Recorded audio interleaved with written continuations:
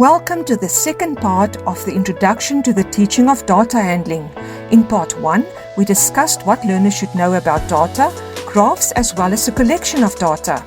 In this video, part 2, we will focus on how to organize, summarize, interpret and present data. The curriculum requires learners to be able to organize and summarize data so that they can draw conclusions and make predictions. Inform your learners that in order to summarize data, they need to know the difference between mean, median, mode, and range. These are also known as measures of central tendency. We will start with the mean. Tell the learners that mean refers to the average number of a group of numbers. The mean is calculated by adding all the values together and dividing the answer by the number of values in the data set. Allow your learners to add the 5 numbers. The answer is 60. Let them divide the answer by 5 and they will get the answer 12. The next concept that is relevant to data handling is the median. Tell learners that when a set of values are placed in order from the smallest to the largest, the median will be the middle value.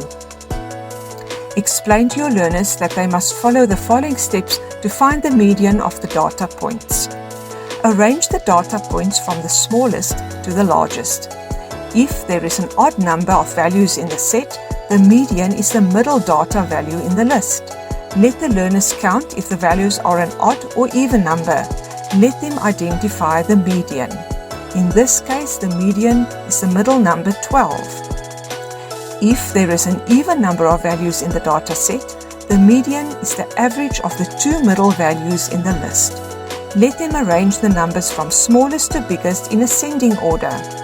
Ask them to identify the 2 middle numbers, add it together and divide the sum of the 2 numbers. So in this example, 17 plus 18 equals 35, divided by 2 gives us 17 and a half. Up to now, we have discussed mean and median. The third measure of central tendency is the mode. Learners need to know that the mode is the number that appears most frequently in a data set. A set of numbers may have one mode, more than one mode, or no mode at all. Explain to the learners that the M and O in mode can refer to most often as a means for them to easily remember what the mode is. To find the mode or modal value, learners must again arrange the numbers in order.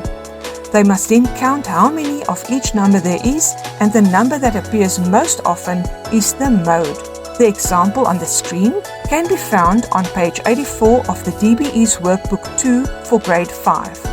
Ask your learners to look at the numbers in each block and to identify the number that appears the most. The last aspect that we will refer to with regards to organizing and summarizing data is range. Explain to the learners that range refers to the difference between the greatest and the least value, the largest and the smallest, in a set of numbers. Ask learners to identify the smallest and the largest numbers in the set of ordered numerical data, from smallest to largest. In the given example, the largest number in the range is 30 and the smallest number is 5. To calculate the range, deduct 5 from 30 and the range is 25. The curriculum requires learners to be able to draw a variety of graphs to display and interpret data. Remind learners that data can be represented on different types of graphs. Ask learners to list the different types of graphs that they learned about in previous lessons. For each of the different types of graphs, ask learners to tell you what they know. Then build on their knowledge with additional information. Make sure that they know the key facts about each type of graph. For the pictograph, learners should know that this graph shows data by using pictures. We use a legend to identify and show the data represented in this graph. There are good examples in the Grade 4 DBE Maths workbook, which can also be used for the higher grades as revision exercises. The bar graph is a graphical display of data, using bars of different heights to show the numbers in categories. Make sure your learners remember the difference between the x-axis and the y-axis. Let them look for the learner who has the highest and lowest marks.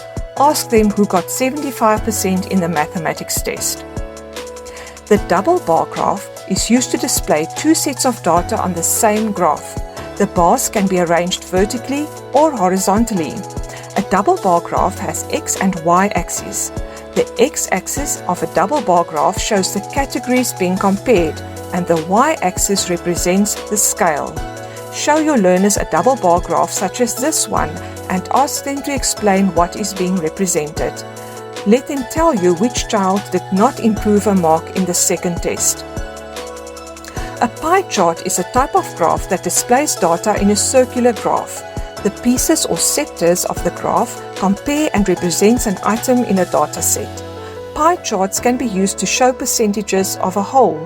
Ask your learners to identify which day of the week is the grade 5 children's favorite day, and then which day is their least favorite day. We hope that you and your learners will have some fun when learning about graphs and data handling. Remember the words of Dr. Seuss. You'll never be bored when you try something new. There's really no limit to what you can do.